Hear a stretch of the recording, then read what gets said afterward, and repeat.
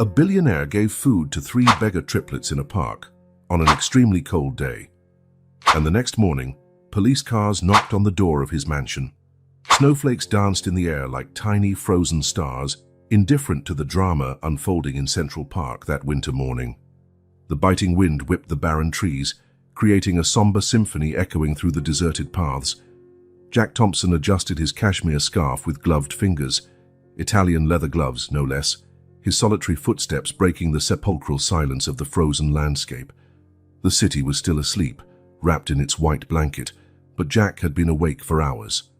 Sleep had avoided him like an enemy for the past 5 years, ever since that fateful night that turned his life into an emotional wasteland. His early morning walks had become a ritual of penance, a way to atone for guilt that not even all his money could erase. Something broke the monotony of the endless white, a sound fragile, almost imperceptible, like the flutter of a wounded sparrow's wings. Jack stopped, his Italian boots sinking into the fresh snow. Years of tough negotiations had sharpened his instincts. There, under a gazebo half ruined by time and neglect, 3 tiny figures huddled together like frightened animals seeking warmth. Their thin coats, stained and torn, were an affront to the merciless January weather. He checked his Patek Philippe. 7:43 a.m. Too early for children to be alone in the park. Too late to pretend he hadn't seen them. The girls were identical, like reflections in a mirror shattered into 3 pieces. The same angelic face framed by dirty, tangled blonde curls. The same blue eyes that carried a burden far too heavy for their age. The one in the middle clutched a folded piece of cardboard against her chest, as though it were a national treasure. The other 2 trembled violently, their purple lips murmuring words lost in the icy wind. "Are you all right?" Jack heard his own voice, softer than he'd intended. Years of commanding boardrooms with unquestionable authority felt distant now. 3 pairs of eyes fixed on him with a mixture of fear and hope that made his heart, that organ he believed had turned to stone, give a painful leap. The girl on the right, he would later learn her name was Sophia, stepped forward, her small body shaking but her posture defiant. "We're waiting for our mum," she whispered, her voice as fragile as the thin ice covering the nearby pond. "She told us not to talk to strangers." Jack felt something strange in his chest, a sensation he hadn't experienced since that rainy night when he received the call that changed his life forever. The last people to stir any emotion in him had died 5 years ago. In an accident he'd spent a fortune trying to forget, drowning his sorrows in expensive bottles and exclusive therapy. A stomach growl cut the silence like a knife. The girl in the middle, Emma, wrapped her arms around her belly, a flush of shame coloring her pale cheeks. Her sister on the left, Olivia, pulled the piece of cardboard from Emma's hands and held it out with trembling fingers. It was an old calendar, strategically folded to show a photo of a hearty breakfast, golden eggs, crispy bacon, a stack of pancakes drenched in syrup. "We're just looking," Olivia explained, her voice shaking as much as her body, "so we can remember what it's like." The picture feels warm. In the business world, Jack Thompson was known for his calculated coldness. A modern Wolf of Wall Street, as Forbes had dubbed him on its cover. Tough decisions were his specialty. Hostile takeovers, massive layoffs, closing factories, all without blinking or losing a minute's sleep. His financial empire had been built on the wreckage of family businesses that failed to adapt to the new times. But there, in that moment frozen in time, something inside him snapped. Maybe it was the way Emma hugged herself, trying to control her trembling, or how Sophia kept her chin raised, a tiny warrior protecting her sisters, or even the dreamy look in Olivia's eyes as she gazed at that faded photo of food. "Come with me," he said, extending his gloved hand. "I know a place nearby that serves the best pancakes in the city, with real maple syrup, imported from Canada." The girls looked at one another, years of warnings about strangers battling against the ravaging hunger they couldn't hide. Jack could see the silent debate among them, that mysterious communication only triplets seemed to possess. "But," Sophia began, her resistance melting like snow in the morning sun. "Our "We can wait for your mum there," Jack added gently, in the warmth. with hot chocolate. Emma was the one who decided for them all. Her small, trembling body moved toward Jack, dragging her sisters by the invisible force that always unites triplets. She said nothing, but her eyes spoke volumes: hunger, fear, hope, all mixed into a deep blue that reminded Jack of the ocean during a storm.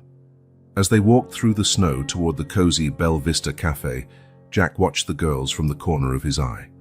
Their steps were uncertain, as if they'd been walking for a very long time. Their clothes, besides being inadequate for the cold, looked as though they had been worn for days. And there was something in their eyes, an ancient wisdom, a caution 4-year-olds shouldn't possess. The cafe's bell chimed as they entered, warm air scented with freshly brewed coffee and pancake batter, enveloping them like a hug. The morning waitress, an older woman with graying hair whom Jack knew only as Rose, raised her eyebrows at the usually solitary customer, accompanied by 3 little girls who looked like they'd stepped out of a dark fairy tale. "Your usual table, Mr. Thompson?" she asked, already grabbing 4 menus. Jack nodded, guiding the girls to his favorite table near a crackling stone fireplace. The triplets squeezed onto one bench, still pressed close to each other, their wide eyes scanning the cozy environment as if trying to memorize every detail.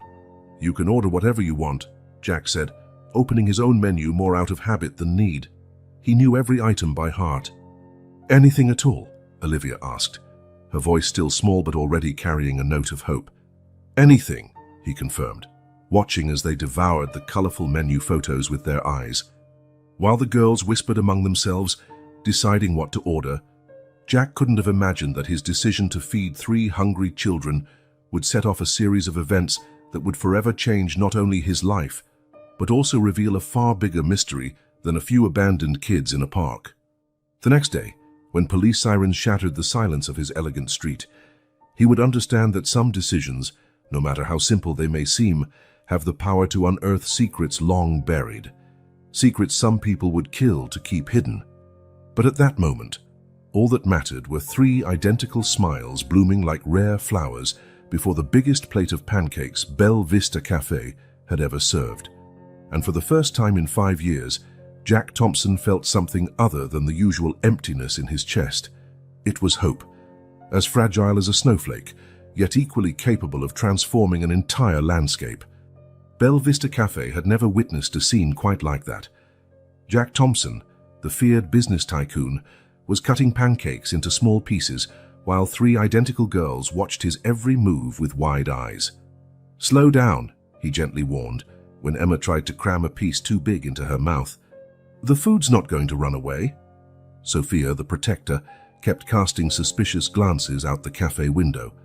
"What if our mom goes back to the park and doesn't find us?" Jack felt a pang in his chest. After 2 hours of fragmented conversation between eager bites, it was clear that waiting for Mom was a story the girls themselves barely believed. "How long has it been?" he asked, keeping his tone casual while signaling Rose for more hot chocolate. 3, no, 4 days, Olivia replied, licking syrup off her fingers. "But she'll come back. She always comes back." The word "always" made Jack frown. How many times had this happened? "It's starting to snow harder," he noted, a decision forming in his mind. "You need proper clothes." The triplets exchanged looks, that silent communication once again in action. Sophia was the one who spoke their collective thought. "We don't have money." "I do," Jack replied simply, already typing on his phone. A quick message to his assistant. "I need children's clothes. Size 4, everything. Urgent." The reply came in seconds. Stores closed. Blizzard approaching. Jack cursed under his breath. He checked the time, 10:47 a.m. The nearest mall wouldn't open until noon. The temperature kept dropping. "Here's what we'll do." He leaned over the table, slipping into the negotiation mode that had sealed hundreds of multi-million-dollar deals. "I have a big house, with heating and empty rooms. We can wait for your mom there, where it's warm and safe." "Big like a castle?" Olivia asked, her eyes gleaming. "Almost," Jack smiled, realizing it was the first genuine smile he'd had in years.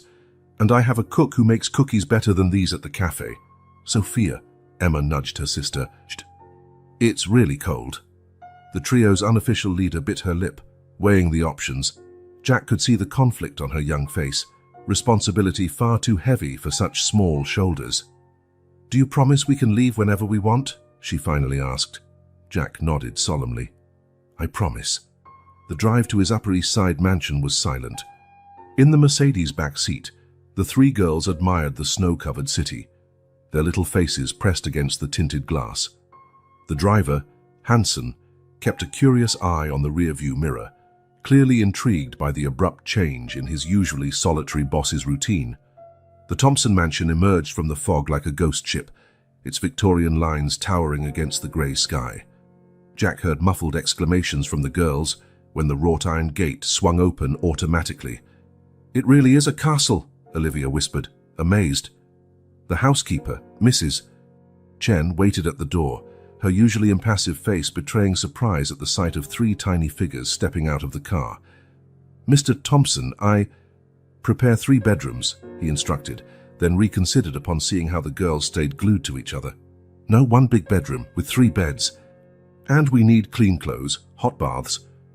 "Toys," Emma blurted, then covered her mouth as if she'd said something forbidden. Jack smiled again. Twice in one day, a record. Yes, toys too. The next few hours were a whirlwind of activity. Mrs. Chen, recovered from her initial shock, coordinated an impromptu team of staff. Towels were warmed, old clothes from the cook's niece were repurposed, and an antique bathtub was turned into a bubble spa that drew delighted giggles from the triplets. Jack watched everything from his library, making calls, shifting resources, preparing for a situation he'd never imagined facing. Part of his mind, the cold-factored, calculating part that had built his empire, screamed that this was madness. 3 unknown children, in his house, with all the potential for legal troubles and scandals.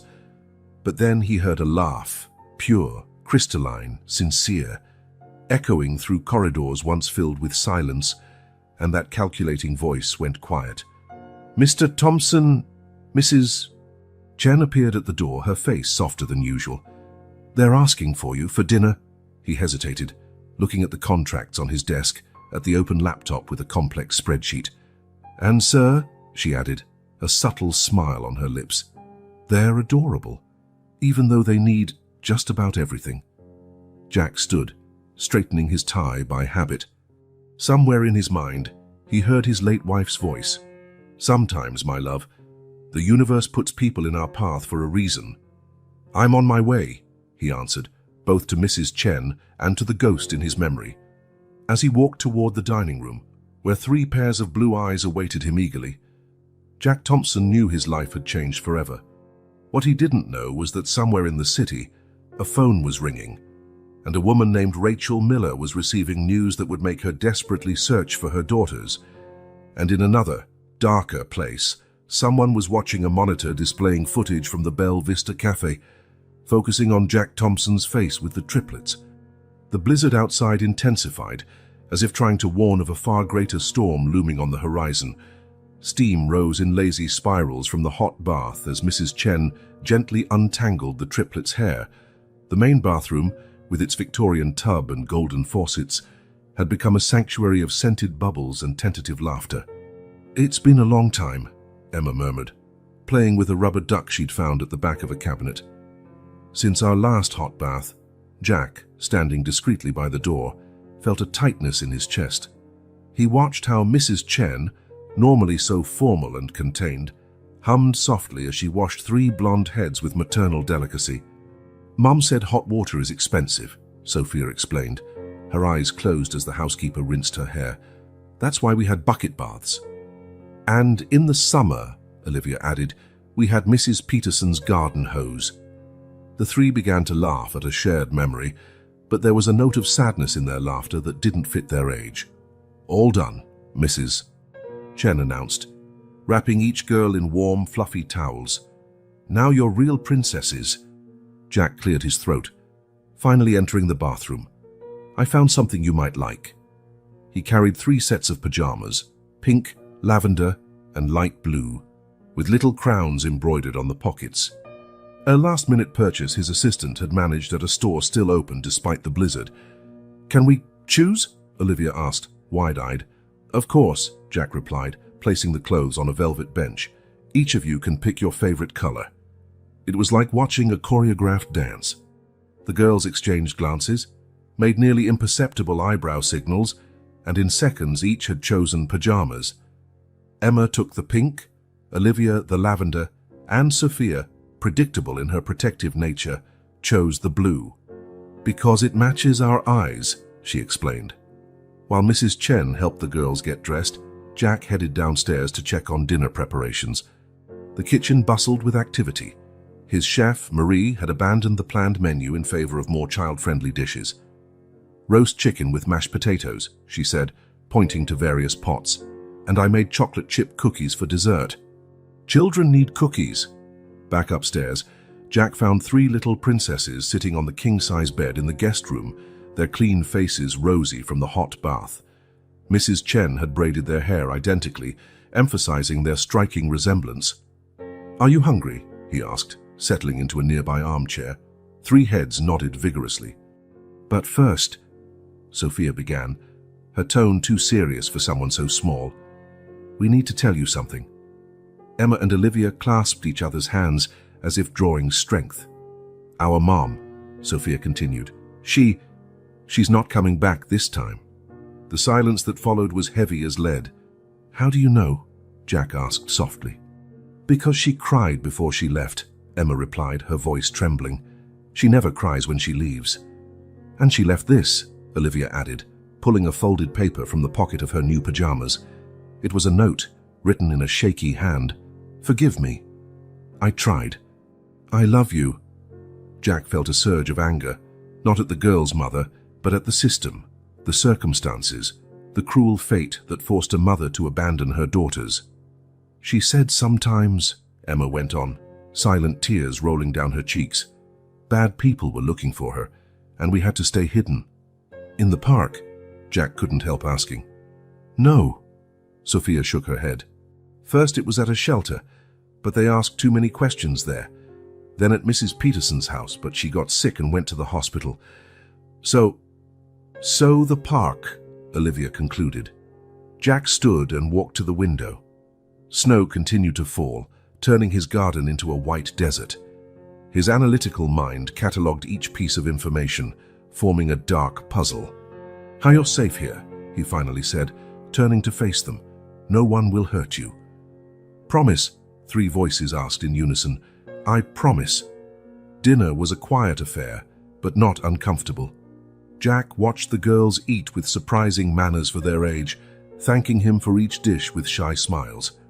Later, after cookies and bedtime stories, Jack discovered he had a knack for making up tales about 3 princess triplets embarking on magical adventures.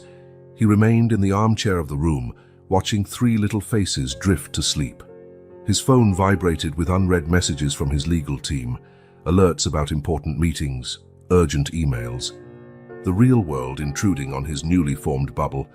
Mrs. Chen appeared silently at his side. They're asleep.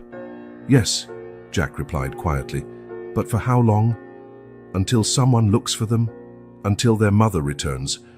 Or until these bad people find them? The housekeeper brushed a stray lock of Emma's hair aside. Then we prepare to fight. You have resources, influence, and a huge void in this house since Sarah and little Laura. He stopped, the pain still raw after 5 years. Perhaps, Mrs. Chen smiled gently. The universe knows what it's doing. Outside, the blizzard finally eased, revealing a full moon that bathed the room in silver light. Somewhere in the city, Rachel Miller prepared for a long night of vigil, hoping for news, and in a dark office, someone typed the name Thompson into a secret database, initiating a search that would change many lives. But at that moment, in that warm and safe room, 3 tiny princesses dreamed of chocolate chip cookies and fairy tales that, for the first time in a long while, felt possible. The phone rang at the 15th precinct at exactly 11:47 p.m. Detective Michael Roberts was about to end his shift, his tired eyes locked on a minor robbery report, when the electronically distorted voice filled the line. Kidnapping of minors, 3 children, Jack Thompson, mansion on the Upper East Side. Robert straightened in his worn chair, years of experience pricking his instincts. The voice was metallic, processed by sophisticated software, not an amateur job. "Could you repeat that?" he asked, signaling Officer Martinez to trace the call. "Jack Thompson picked up 3 little blonde, 4-year-old triplets at Central Park this morning. He took them to his mansion. Right now, they're there. Vulnerable." The detective turned on the recorder with a practiced, fluid motion, decades of habit. "Who's speaking?" "Someone worried about the children's safety." Another pause, loaded with meaning. "Thompson has a history. Check the accident from 5 years ago, his wife, his daughter. Nothing is what it seems." The line went dead, leaving only the dial tone hum. Martinez shook her head, no success tracing it. The call was made from a disposable number, likely a burner phone. Robert spent the next 2 hours immersed in digital files and old newspaper clippings. Jack Thompson, 45, CEO of Thompson Enterprises, estimated fortune in the billions. Widower. The accident mentioned by the anonymous tip had been headline news for weeks.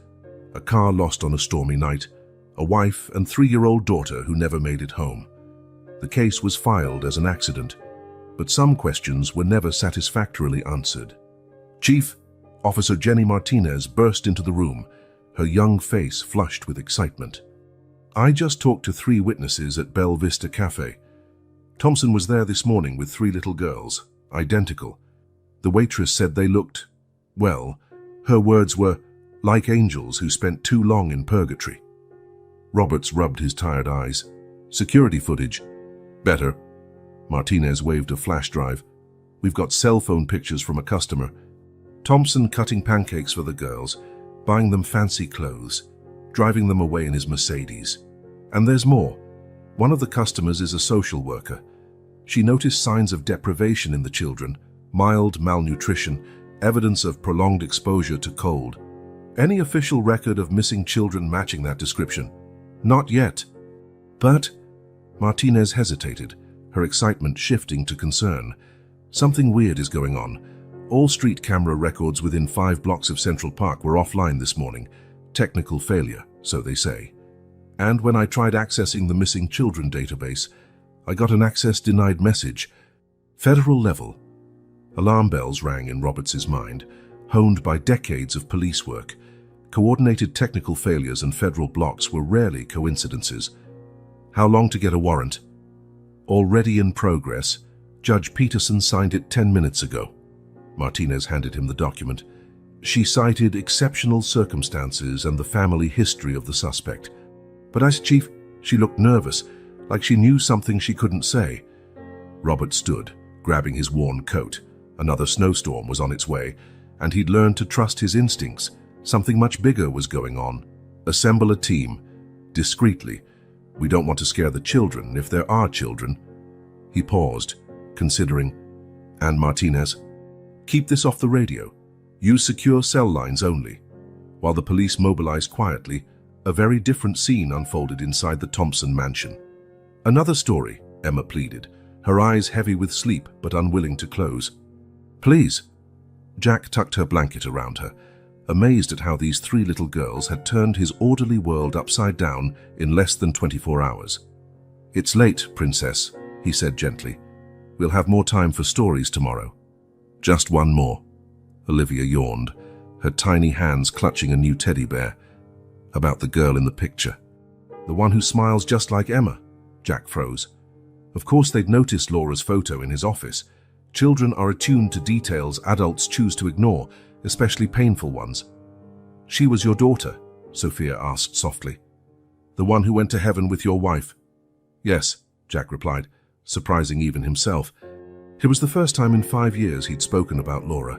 She loved stories too." "She seems nice," Emma said, drowsy. "I bet she would have liked to play with us, make braids like Mrs. Chen did." "She would," Jack whispered, feeling something warm and wet slide down his cheeks. A part of him, the part that still hurt every single day, wanted to flee. But another part, the one he thought had died on that stormy night 5 years ago, needed to speak. Outside the mansion, police cars took up strategic positions, their lights off. Roberts checked his watch. 2:13 a.m. Confirm the presence of the children before any action, he ordered over a secure channel, and somebody find out who made that anonymous call. The equipment used to distort the voice is military grade. This isn't a normal kidnapping case. At his precinct office, a computer finally completed a search in restricted databases. On screen, a file marked Confidential blinked. Project Trinity, subjects E137, O138, S139, status. Missing last known location. Chrysalis Labs responsible. Dr. Rachel Miller note, highly sensitive. Any activity must be immediately reported to Protocol Omega. Martinez, who had stayed behind to monitor searches, felt a chill at the word subjects, followed by code numbers. What kind of lab catalogued children as experiments? The snowstorm raged, covering the city in a white cloak that hid deeper and deeper secrets. At the Thompson mansion, 3 little girls slept peacefully, their tiny minds processing in dreams the extraordinary events of the day. And in a dark apartment across the city, a woman named Rachel Miller monitored hacked security cameras, her heart torn between relief at seeing her daughters finally safe and terror at what would happen when certain men in suits discovered where they were. Her phone vibrated, a message from a blocked number. They've been found. Protocol Omega initiated. Rachel closed her eyes, silent tears running down her face. The storm was only beginning, and she knew better than anyone what was at stake. "Forgive me, my little ones," she whispered to the images of the sleeping triplets. "Mommy's coming." The first ray of sunlight had barely touched the snow when sirens broke the morning silence. Jack Thompson was in his office, reviewing documents for temporary guardianship on his laptop, when Mrs. Chen burst through the door. "The police," she said simply, her normally impassive face betraying worry. "Lots of cars." Jack calmly closed the laptop. Years of tense negotiations had shaped his self-control. The girls, still asleep. "I locked the bedroom and left Margaret to keep watch." The doorbell rang, echoing through the mansion like a dark omen. "Thompson Mansion," a commanding voice sounded beyond the massive door. "NYPD, we have a warrant." Jack straightened his tie, an anxious habit he'd never shed. "Mrs. Chen, if anything happens, I'll protect those girls with my life," she finished, eyes determined. The door opened to reveal Detective Michael Roberts, flanked by tactical officers. His experienced gaze swept the entrance hall, cataloging details, children's toys neatly set in a corner, 3 small coats on the coat rack, snow boots in identical sizes. "Mr. Thompson," Roberts began, presenting the warrant, "we received a serious tip." "I imagine you did," Jack replied, voice controlled. "Please, come in, but I ask for discretion. There are children sleeping."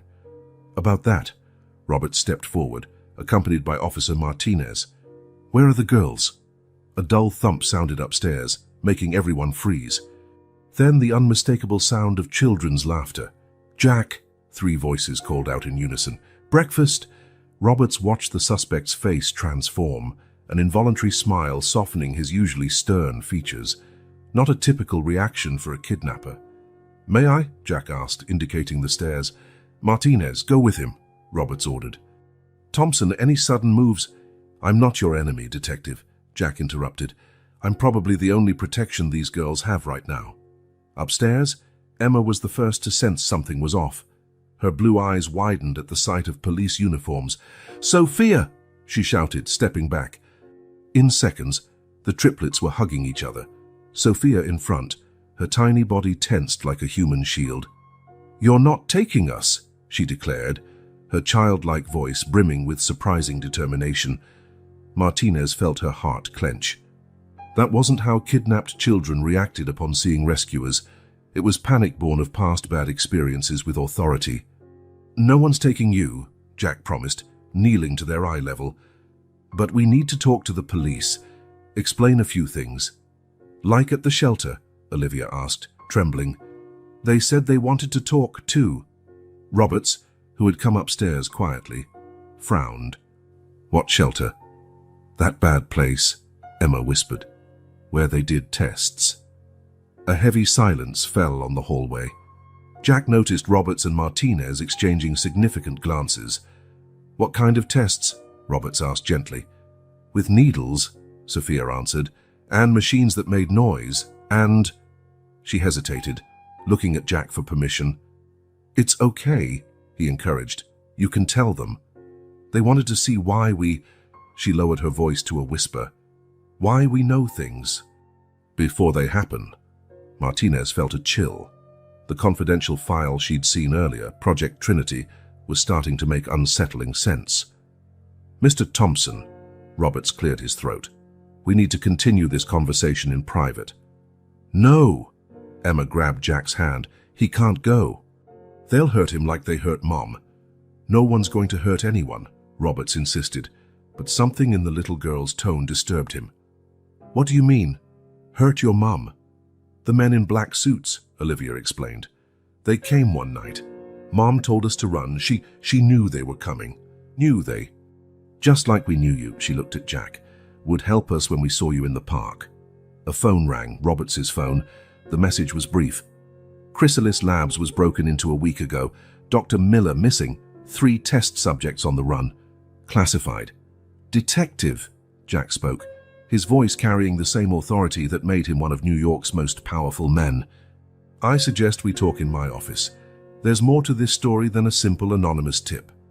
"Martinez, stay with the children," Roberts instructed. In the office, Jack poured 2 glasses of whiskey. It was early, but something told him both men would need it. "5 years ago," he began, "I lost my wife and daughter in an accident. At least, that's what they told me. Sarah was a scientist. She worked in genetics. The week before the accident, she'd been on edge. She said she'd discovered something terrible at work, something about special children." Roberts felt his stomach drop. "Where did she work?" "Chrysalis Labs." The detective closed his eyes, the pieces clicking into place. "That anonymous tip wasn't really about you, was it?" "It was a warning," Jack confirmed, "or a threat. Now I have to decide. Do I tell what I know and put everyone at risk, or—" A scream cut through the air, followed by a thud. Both men rushed into the hallway. Martinez was on the floor, unconscious. The bedroom window stood open, curtains dancing in the cold wind. On the bed, a note read, "Sorry, Jack. We needed to protect you too, S, E, and O." The triplets were gone. The 15th precinct was buzzing with activity as Jack Thompson was led to interrogation room 3. His hands still trembled slightly, not from fear, but from anger at himself for failing to protect the girls. The door opened, and time seemed to freeze. "Sarah?" The word escaped his lips before he could stop it. The woman who entered wasn't Sarah. His wife had been dead for 5 years, but the resemblance was startling.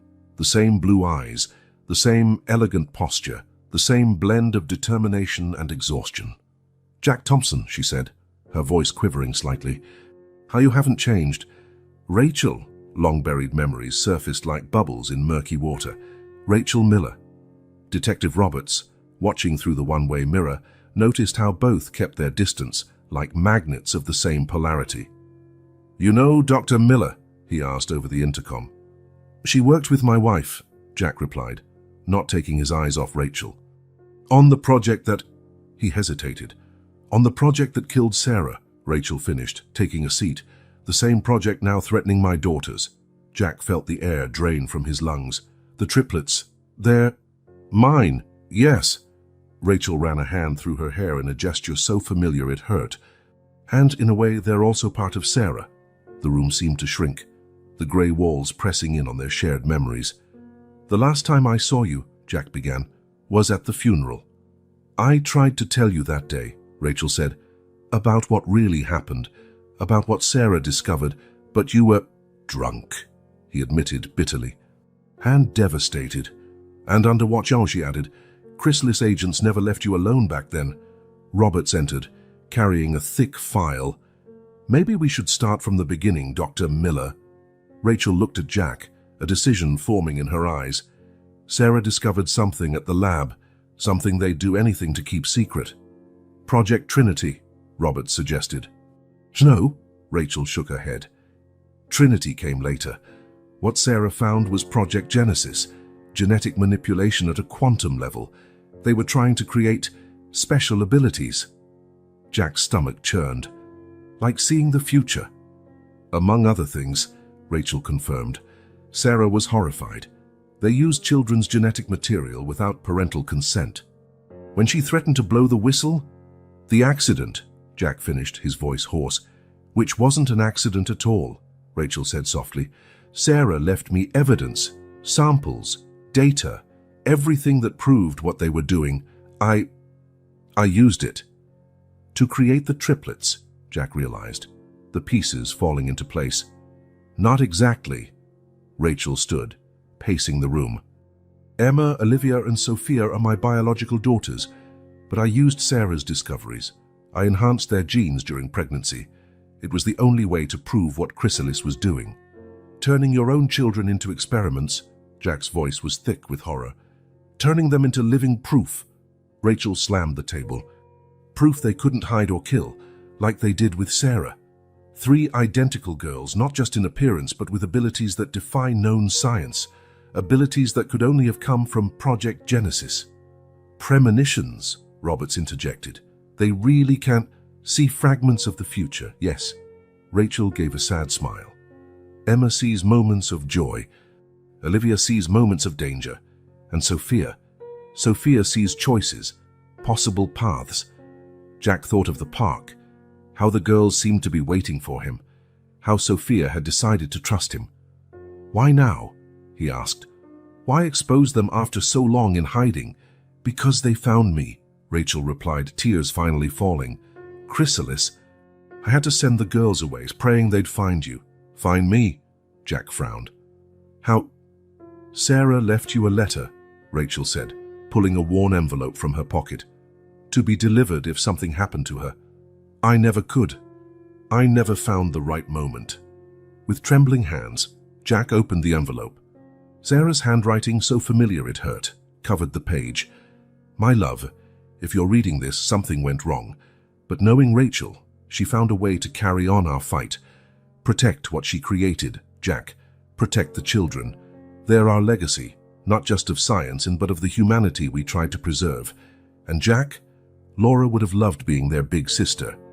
With eternal love, Sarah. A heavy silence filled the room, broken only by the distant sound of sirens. The girls ran away to protect you, Rachel said softly, because Olivia saw danger coming. But now they're alone, Jack stood, and Chrysalis is hunting them. Roberts grabbed his phone. I'll mobilize all units. No, Rachel and Jack said together. They're not lost, Rachel explained. They're exactly where they need to be, where Sarah planned for them to be. The lake house, Jack whispered, an old memory surfacing. Sarah always said it was our safe place. And now, Rachel smiled, it's their safe place, but we have to move fast. Chrysalis has eyes everywhere. As if to confirm her words, the lights in the station flickered and went out. In the sudden darkness, a phone rang. Protocol Omega initiated, a metallic voice announced. Assets in motion. Eliminate all witnesses. The hunt was on. Rachel Miller watched the rain outside the station window, her hands wrapped around a cup of coffee gone cold. Night had turned into early morning, and the memories she'd struggled to bury rose like impatient ghosts. Start from the beginning, Detective Roberts asked gently, his recorder's red light blinking atop the table. How did it all begin? Jack Thompson, sitting in the corner of the room, noticed how Rachel squared her shoulders, the same gesture Sarah used when bracing for a tough battle. I was 22 when Chrysalis recruited me, she began, her voice distant. Fresh out of grad school in molecular genetics, full of dreams about changing the world. They offered unlimited resources, cutting-edge technology, the chance to make revolutionary discoveries. She paused, a bitter smile crossing her lips. Sarah was already there, brilliant, determined, ethical to the core. She became my mentor, then my best friend. She was the first to sense something was off. Off how? Roberts asked, taking notes. Children disappearing from orphanages, medical records altered, DNA samples arriving without documentation. Rachel sipped the cold coffee, shivering. At first, they explained everything away with bureaucracy, paperwork that would come later, authorizations in progress. Sarah didn't buy it. Jack shifted uneasily in his chair. Why didn't she ever tell me? To protect you, Rachel said gently. The less you knew, the safer you were. But she left clues, prepared contingencies. Sarah was always 3 steps ahead of everyone. Roberts checked his notes. When exactly did you discover Project Genesis? It was a week before Sarah's accident. Rachel made air quotes with her fingers. She called me to the lab late at night. She'd just deciphered Chrysalis's true goals. The rain outside intensified, as if nature itself wanted to provide a dramatic soundtrack to her story. They weren't just studying special DNA, they were creating it, manipulating genes at a quantum level to produce abilities current science deems impossible. Precognition, telepathy, accelerated healing. Rachel trembled, and they were using children as test subjects. Why children? Jack asked, though he dreaded the answer. Neural plasticity, Rachel explained. Young brains adapt better to changes, and children, she hesitated, children are easier to control, to condition. A distant siren wailed, making everyone tense for a moment. Sarah collected evidence, Rachel continued. Samples, data, videos. She planned to go public, but someone found out. The men in black suits, Jack recalled the triplets' words. Rachel nodded. Chrysalis Security Division, ex-military experts in resolving problems. The night of the accident, Sarah gave me a flash drive, made me swear to continue her fight. The genetic material you used on the triplets, Roberts deduced. Not exactly, Rachel paced. The flash drive contained something far more valuable, the complete genetic modification map of Project Genesis. And, she looked at Jack, a sample of Laura's DNA. Jack felt the air whoosh out of him. What? Sarah discovered Laura was naturally special. Her DNA had a unique configuration. She would have developed abilities even without manipulation. That's why Chrysalis was so interested in your family. So that night, Jack began, his voice shaky. It wasn't about Sarah's discoveries, Rachel explained softly. It was about Laura. They wanted your daughter, Jack. Sarah died protecting her. A heavy silence filled the room. Robert switched off the recorder, feeling this moment was too personal for official records. When I found out I was pregnant, Rachel continued after a moment, I realized it was my chance. Using the genetic map from the project and, she hesitated, and Laura's DNA markers, I altered my own eggs before fertilization. You created 3 versions of Laura, Jack asked, horrified. No, Rachel exclaimed. I created 3 unique little girls, my daughters, but with the same special potential Laura had naturally. It was the only way to prove what Chrysalis was up to, children with documented abilities from birth, without their interference. But they found out, Roberts pointed out. Eventually. It took 4 years, but someone noticed the pattern, how the girls had premonitions, their unique bond. Rachel smiled sadly. They're too perfect, you know? Not as experiments, but as children. Emma with her contagious joy, Olivia with her boundless curiosity, Sophia with her protective strength. So why send them to the park? Jack asked. Why take that risk? Rachel pulled a creased photo from her pocket. 3 newborns, identical and perfect. Because Sophia saw you, Jack. Weeks ago she drew your house and described your face, the sad man, she called you, who will be our guardian angel. Jack felt hot tears on his cheeks. Sarah knew, all this time, she knew this would happen. She left a plan, Rachel confirmed. The lake house is just the beginning. There's more, much more. Enough evidence to bring Chrysalis down to save other children, but first we have to find the girls, Jack finished, standing. Before they do, Roberts grabbed his coat. I'll provide police backup. No, Rachel and Jack said in unison. The girls will see the police coming, Rachel explained. Olivia will sense danger. They'll run again. Then how, Roberts began, but was cut off by his ringing phone. The message was succinct. Movement detected at Thompson's lake house.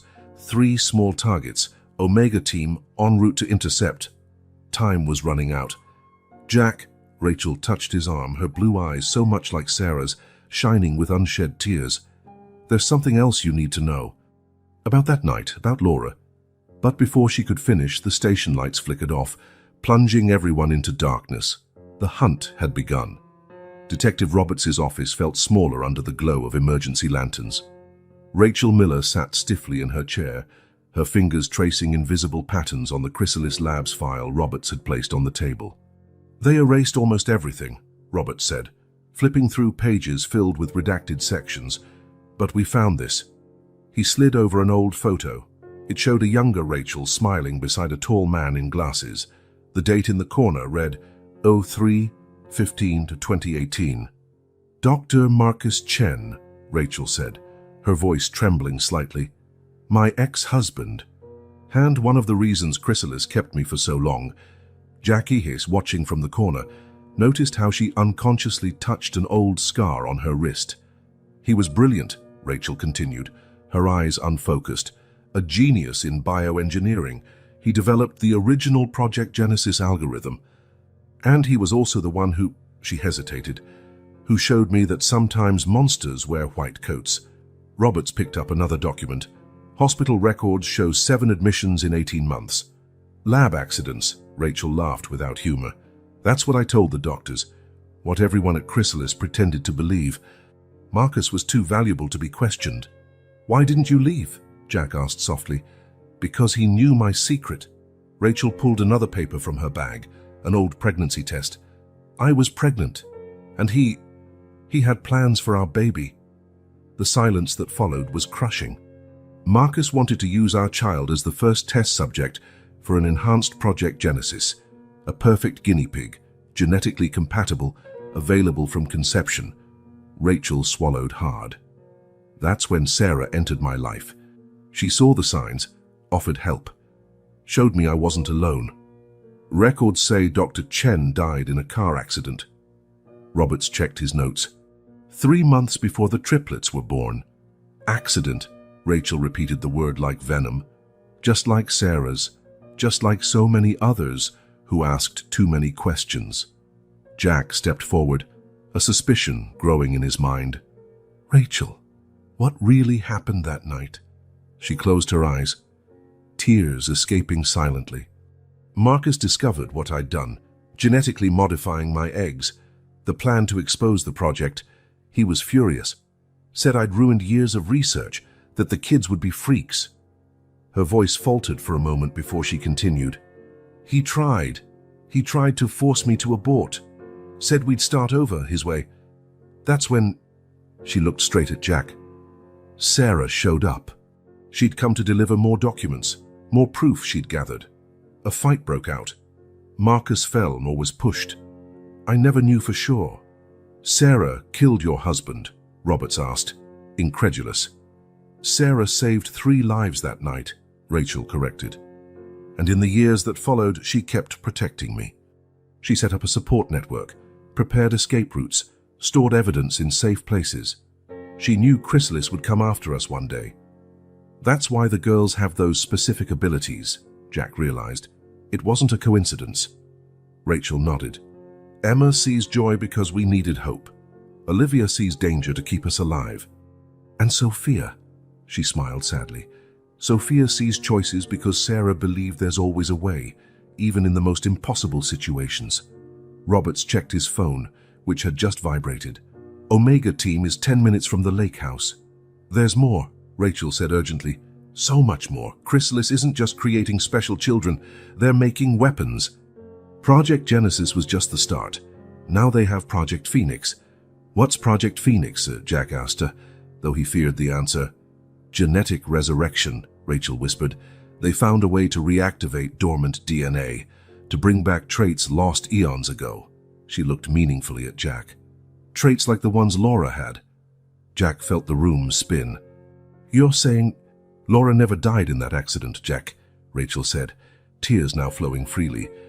"Chrysalis has her, and Sarah. Sarah's spent the last 5 years trying to reach her." Thunder shook the building, causing the emergency lights to flicker. "The triplets are the key," Rachel continued, speaking quickly. "They're modified genes, combined with Laura's natural DNA. That's why they're desperate to get them. With them, they can perfect Project Phoenix. Without them—" "Laura stays in stasis," Jack completed. his voice thick with emotion. Between life and death. That's why we have to reach the lake house first, Rachel stood. It's not just a hideout. It's where Sarah stored everything, all the proof, all the data, the whole truth. And more importantly, she hesitated. It's where she left a map to the real Project Phoenix lab. Roberts readied his gun. I'll call for backup. No, Rachel and Jack said again. Chrysalis has people everywhere, Rachel explained. Police, FBI, CIA, no one is trustworthy. Then how do we... Roberts started, but was interrupted by a piercing noise from his computer. On the screen, a live feed showed 3 small figures entering the lake house, rapidly approaching. Visible only as red dots on a thermal scanner, were multiple tactical teams converging on the location. We have to go. Jack was already at the door. Now. Rachel grabbed her bag, then paused. Jack, there's something else you need to know. About Sarah. Another thunderclap rattled the building, and this time the lights went out completely. In the dark, Roberts' phone cast a faint glow, revealing one last message. Project Phoenix activated.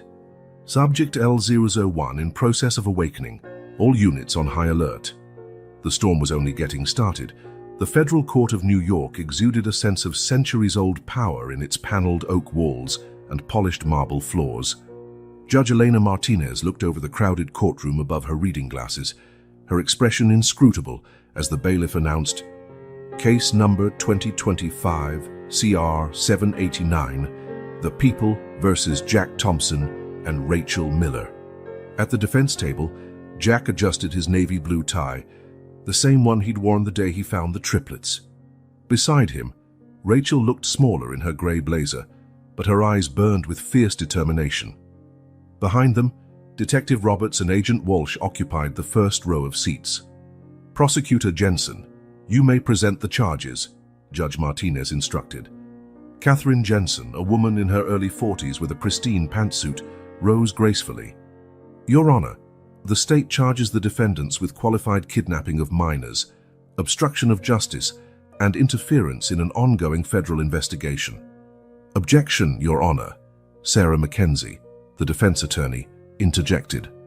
The federal investigation the prosecution refers to is classified at a national security level. My clients cannot properly defend themselves without access to those documents. Overruled, Martinez replied. National security issues will be addressed in a private hearing. In the gallery, a man in a dark suit took discreet notes on a tablet. The Chrysalis Labs logo gleamed subtly on his lapel. The prosecution calls its first witness, Jensen announced. Dr. William Hayes, director of Chrysalis Labs. A tall man with gray hair and thin-rimmed glasses took the witness stand. After being sworn in, Jensen began, Dr. Hayes, please explain to the court the nature of Chrysalis Labs' work. We're a biomedical research institution, Hayes replied in a soft, articulate tone. Our primary focus is developing genetic treatments for rare pediatric diseases. And what was Dr. Miller's role at your institution? Rachel was a promising researcher, Hayes said with a theatrical sigh. But after her husband's death, she began exhibiting erratic behavior, conspiracy theories, accusations of unethical practices among colleagues. Rachel clenched her fists under the table. Jack covered her hand with his, feeling it tremble.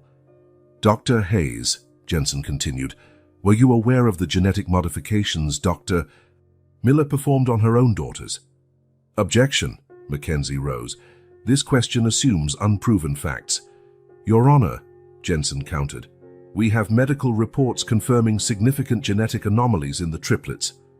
Aloud, Martinez decided. The witness may answer. Hayes adjusted his glasses. We discovered, or through routine exams, that the children showed significant genetic alterations. When confronted, Rachel fled with them, denying them essential medical care. In the gallery, Roberts noticed how the man from Chrysalis typed furiously on his tablet. What about Mr. Thompson's involvement? Jensen asked. Ah, yes, Hayes gave a sad smile. Jack Thompson, a particularly tragic case. After losing his wife and daughter, he developed an obsession with special children. We believe he suffers from unresolved trauma. Jack stood abruptly. but Mackenzie pulled him back down. "Your turn will come," she whispered. Jensen pressed on. "Dr. Hayes, can you explain why Chrysalis is so interested in these specific children?" "Objection," Mackenzie interjected again. "The prosecution is leading the witness." "Your Honor," Jensen argued, "Chrysalis Lab's interest is central to this case." Martinez considered for a moment. "Allowed, but be careful with how you lead, prosecutor." Hayes cleared his throat. "The triplets possess unique genetic mutations that could be dangerous without proper monitoring. Our only concern is their medical well-being." Mackenzie stood for cross-examination. "Dr. Hayes, could you tell the court why all records of Project Genesis were wiped from Chrysalis servers on the night of Dr. Sarah Thompson's supposed accident?" Hayes's smile wavered. "I'm not aware of any Project Genesis." "No," Mackenzie projected a document onto the courtroom screen. "This email, sent by you in 2020, specifically mentions significant breakthroughs on Project G. G as in Genesis, correct?" "Objection," Jensen rose. "This document was not included in discovery because it was properly classified." A new voice echoed from the courtroom entrance. Everyone turned. An older woman with graying hair and a military posture strode down the central aisle, followed by two agents in suits. "Director Catherine Blake, NSA," she introduced herself to the judge. "Your Honor, I request an immediate private hearing. This case has national security implications beyond appearances." Martinez frowned. "Prosecutor Jensen, the state does not object, Your Honor." "Defense?" Martinez looked at Mackenzie. "Only if my clients are present." Blake nodded. "They're central to this discussion." As the courtroom was cleared, Jack noticed something odd. Hayes seemed genuinely surprised by Blake's arrival, and the man from Chrysalis had vanished, leaving his tablet on the seat. On its abandoned screen, a message flashed. "Containment protocol activated. Project Phoenix at risk.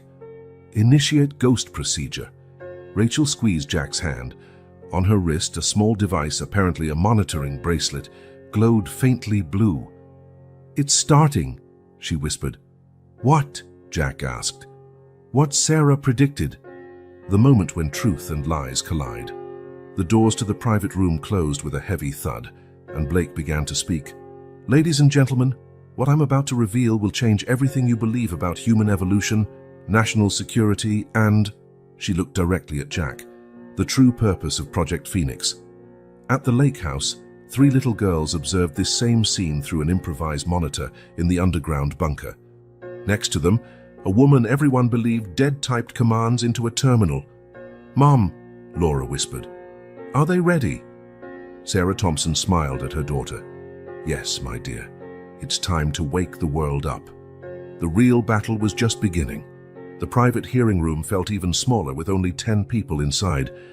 Director Blake remained standing, her military bearing a stark contrast to the traditional judicial setting. In her hands, a red folder bore the words "Top Secret" in gold letters. "What I'm about to share," she began, "is classified at the highest level of national security. Until now, only 7 people worldwide knew the whole truth about Rachel Miller's case."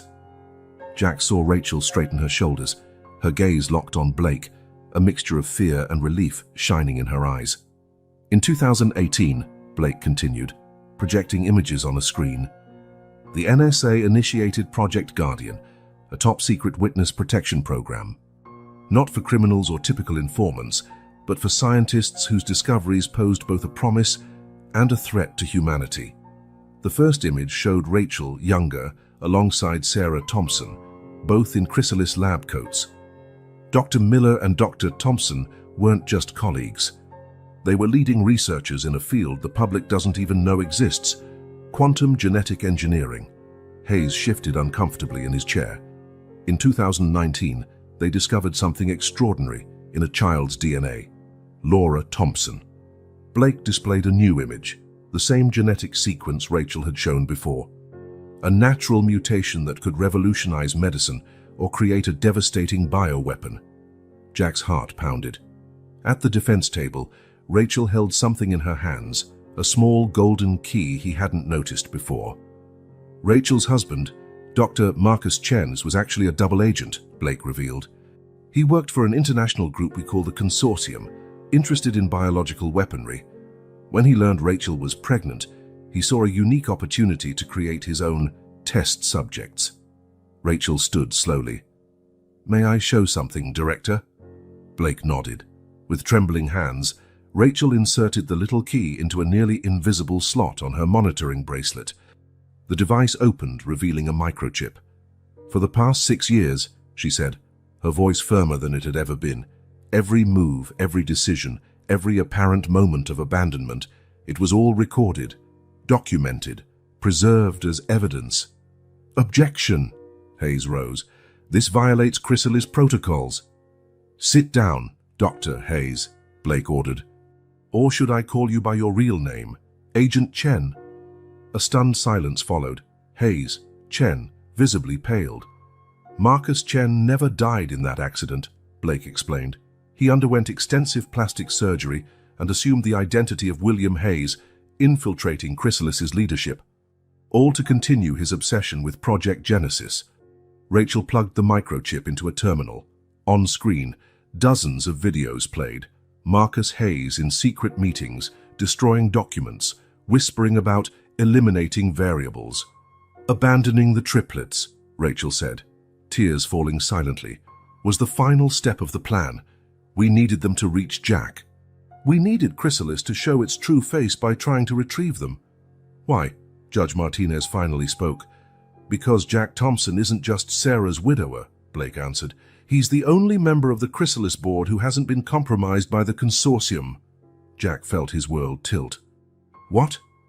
"You never wondered why you had so much classified access, Jack?" Rachel asked gently. "Why your credentials were never revoked, even after Sarah's accident? She put you on the board years ago, preparing the stage." "Sarah is alive," Blake confirmed what Rachel had already revealed, "and so is Laura. But what no one knew, except us, is that they never left Chrysalis. Sarah became our deepest cover agent, working to expose the Consortium from within. A new video began playing on the screen. An older but unmistakable Sarah Thompson appeared, recording in some secret lab. If you're watching this, Jack, it means the plan worked. The triplets reached you, Rachel did her part. Now it's time for the truth. Chrysalis isn't just a lab. It's a front for something much bigger. Project Phoenix isn't about awakening ancestral genes. It's about creating a new human species. And our children, they're just the beginning." Hayes, Chen jumped up, his hand reaching inside his jacket. But before he could do anything, agents materialized seemingly out of nowhere, pinning him down. "Marcus Chen," Blake proclaimed formally, "you're under arrest for treason, attempted murder, illegal human experimentation, and international conspiracy." Rachel stepped closer, years of fear giving way to strength. "You never understood, did you? Why I chose to have triplets when I could have selected a single perfect embryo for your experiments," Chen snarled. "Why? Because 3 are stronger than 1, because together they can protect each other, like Sarah and I protected one another, like we protected our children." An alarm blared on Blake's tablet. On screen, a live feed from the lake house showed the triplets in the underground bunker, Sarah typing commands, and Laura, now about 8 years old, connecting some device to a massive server. "It's done," Blake announced. "The Consortium's central server has just been hacked. All evidence, all secret files, the entire Project Phoenix, it's being broadcast to intelligence agencies around the globe." "No!" Chen shouted. "You don't understand. The world isn't ready." "The world is never ready for the truth," Rachel replied. "But our children are. The new generation you wanted to create in a lab. They already exist, not as weapons, not as experiments, but as human beings. With choice, with free will." Jack stood, finally understanding. "That's why the triplets have those specific abilities. Emma sees joy because we need hope. Olivia sees danger because we need protection. And Sophia sees choices," Rachel finished, "because the future is never fixed. There's always a path, even in the most impossible scenarios." Judge Martinez banged the gavel. "This court orders the immediate transfer of custody of the triplets into federal protection. under the joint supervision of Rachel Miller and Jack Thompson, Dr. Hayes. Chen will remain in custody for extensive interrogation. As Chen was led away, still protesting, Blake approached Jack and Rachel. "There's a helicopter waiting. It's time for you to get your family." On the monitor, Sarah smiled directly into the camera, Laura waving by her side, and in the background, 3 identical little figures jumped and cheered. They knew, Jack realized. All along they knew this would happen. "Of course they did," Rachel smiled, picking up her bag. "They're our daughters." As they left the courthouse, the rain finally gave way to sunlight. Somewhere upstate, a shattered family prepared for a reunion, and in Chrysalis's central server, a new file was being created. Project Aurora, Phase 1 complete. Beginning of the post-human era, approved. The truth had come out. But as Sophia always said, every revelation was just the start of a new path. And that path, it was only beginning. The late afternoon sun cast a golden glow in Judge Martinez's chambers as she signed the final decree. Jack Thompson and Rachel Miller stood side by side, their shadows merging on the polished marble floor. "Considering the evidence presented and the extraordinary circumstances of this case," Martinez began, her voice carrying formal legal weight, "this court grants joint custody of Emma, Olivia, and Sophia Miller Thompson to the petitioners." Rachel exhaled a breath she hadn't realized she was holding. Next to her, Jack discreetly wiped away a tear. "Furthermore," the judge continued, "I order the immediate implementation of the Special Protection Program as requested by the NSA, under the supervision of Director Blake."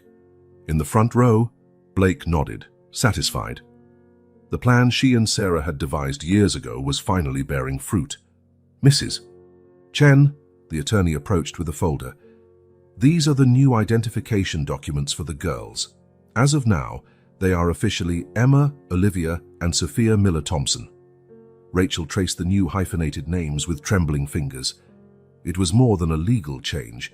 It was the realization of a new family, formed not by blood, but by mutual protection. "The mansion is ready," Jack said gently. "Mrs. Chen redecorated 3 rooms upstairs, though," he smiled, "I suspect they'll still prefer to sleep together."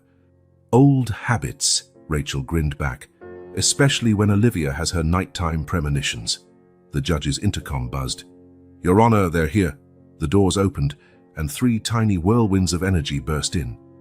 Emma led the charge, her smile as radiant as the sun. Olivia followed, her eyes scanning the room for unseen threats. Sophia, always the protector, brought up the rear, but something about them was different now. A lightness, a sense of security Rachel had never seen before. "Mom," Emma hurled herself into Rachel's arms, "we saw everything on the bunker screen. It was amazing." "You weren't scared at all," Olivia declared proudly, "not even when the bad man tried to draw his gun." Because she knew it would work out, Sophia concluded with her trademark wisdom, all the paths pointed that way. Sarah Thompson entered next as with Laura at her side. Jack froze, 5 years of grief and longing condensed into a single moment. "Hi, love," Sarah said simply. Laura let go of her mother's hand and ran to Jack. "Dad." The hug that followed was 5 years overdue, but no less powerful for the delay. Jack lifted his daughter in his arms, memorizing her new weight, her new height, the scent of her hair that was exactly as he remembered. "Now we're a big family," Emma announced, tugging Laura's hand as soon as Jack set her down. "You'll love the room we picked for you. It's next to ours.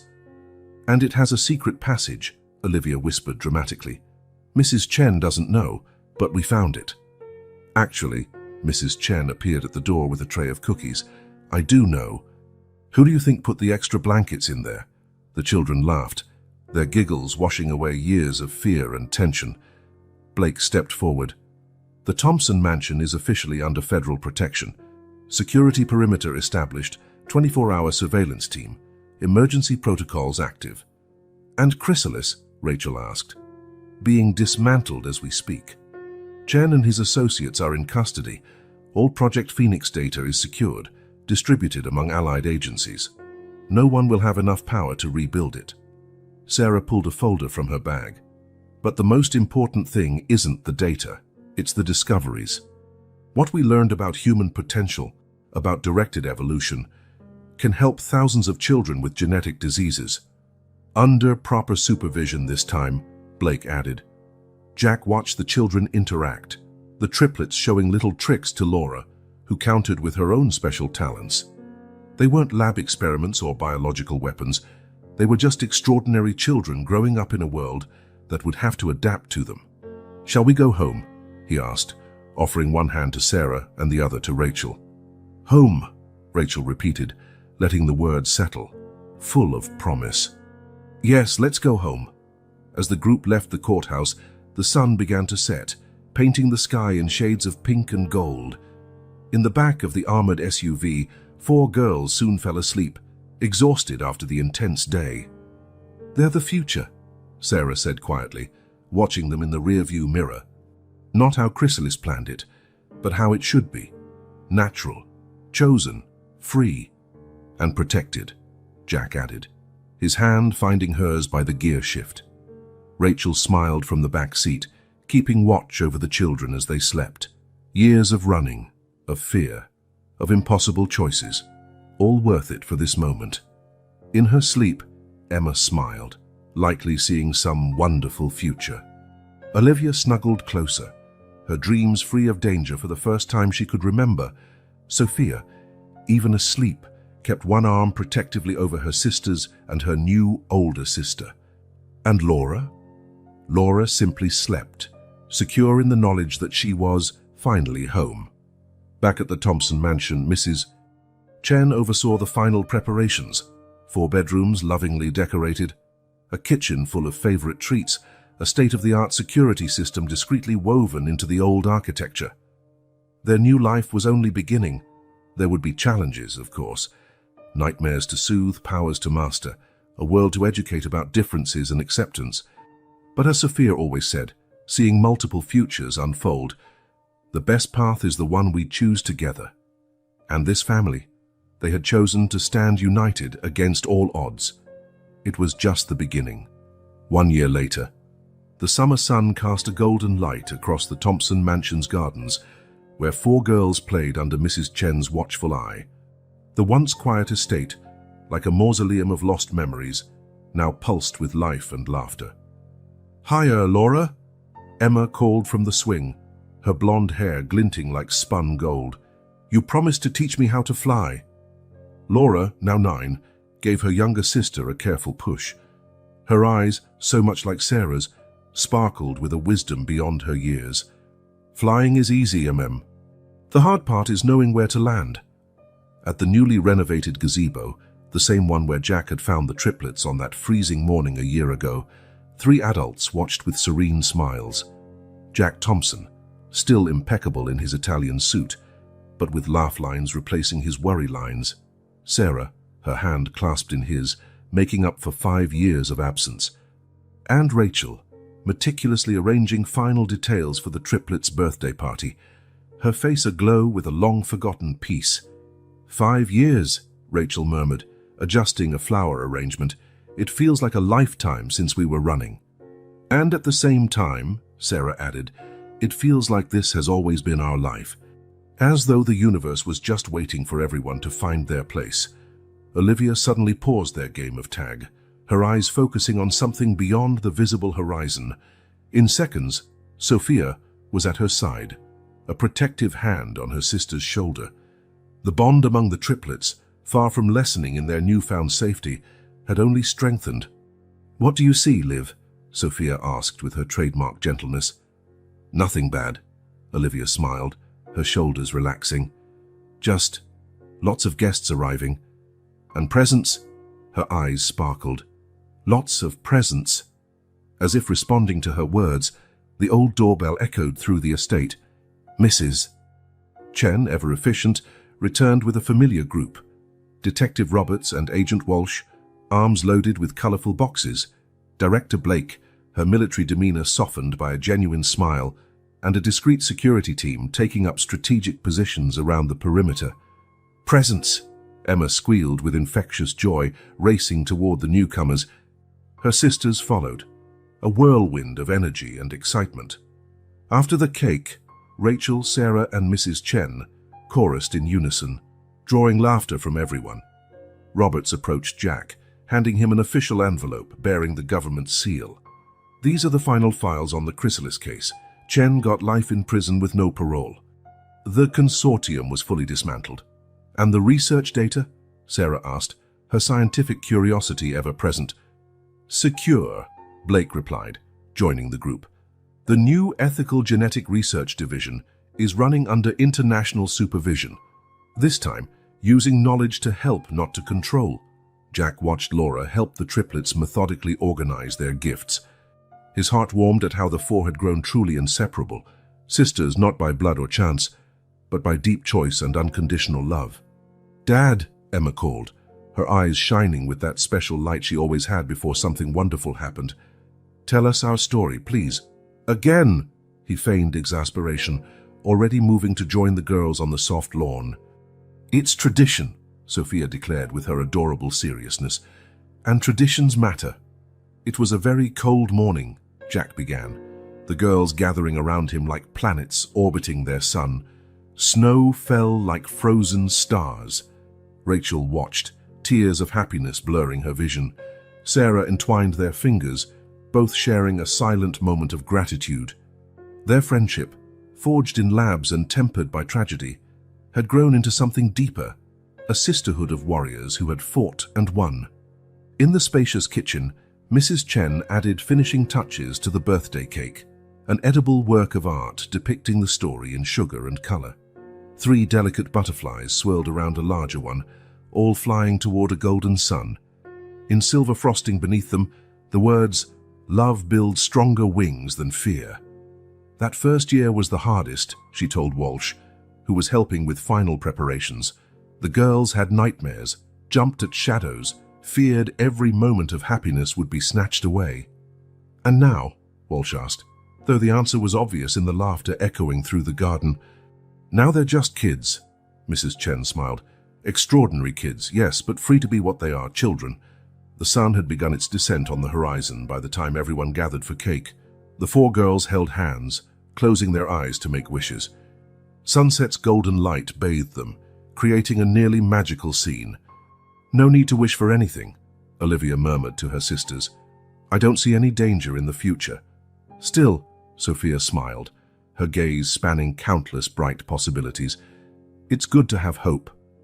"Every future is good now," Emma declared with luminous certainty. Laura hugged all 3 of them. "Because we're finally complete." Later that night, when stars dotted the summer sky and the children had finally collapsed into sleep, all in the same room as they preferred, the adults gathered in the library. Jack poured glasses of champagne, raising a toast. "To family," he said, his voice thick with emotion. "Not the one fate hands us, but the one we choose to build. To truth," Roberts added, "which always finds its way into the light. To justice," Walsh chimed in, "which may take time, but never fails. To hope," Sarah and Rachel said in unison, "which kept us alive through the darkest nights." Blake raised her glass. "And to the children, not as experiments or weapons, but as the future they choose to be." Upstairs, 4 little girls slept peacefully. Emma smiled in her dreams, most likely seeing more joyful moments ahead. Olivia, for the first time in her life, sensed no lurking danger. Sophia rested from her ceaseless vigilance, knowing all paths now led to light. And Laura? Laura dreamed of golden butterflies, flying free under a sky full of endless possibilities. On the library table, among photos of the party and plates of cake crumbs, one of Sophia's drawings stood out. 7 adults and 4 children, all holding hands in a perfect circle. Above the picture, in careful childlike handwriting backs, were the words, "Family is who chooses to stay. When the world chooses to leave, love is who decides to protect even when it hurts to live. The future is what we build together, with hope and with truth and strength. Strength is knowing we'll never again be alone in the storm. Mrs. Chen, passing by to collect the last glasses, smiled at the drawing. In all her years serving the Thompson family, she had witnessed tragedy and loss, pain and loneliness. But now, at last, These old walls echoed with the most precious sound of all, the sound of a complete family, united not by blood but by brave choices and unconditional love. In the garden, the fondant butterflies from the birthday cake were placed on a small makeshift altar, a sweet reminder that sometimes you have to weather storms to learn how to fly. Next to them, a recent photo, 4 smiling girls, 3 protective adults, and a support team that had become extended family. The future lay before them like a book with blank pages, ready to be filled with new adventures. There would be challenges, of course, learning to control gifts, navigating a world that doesn't always embrace the extraordinary. But as Sophia liked to say, her wise eyes seeing the countless paths unfold, the best path is the one we choose together. And us? We choose love. Always. Because in the end, it's love that makes us extraordinary. And so beneath a star-filled summer sky, the Thompson mansion held not just a rebuilt family, but a renewed promise. That love, when true and courageous, can heal any wound, overcome any obstacle, and bridge the deepest chasms. It was only the beginning.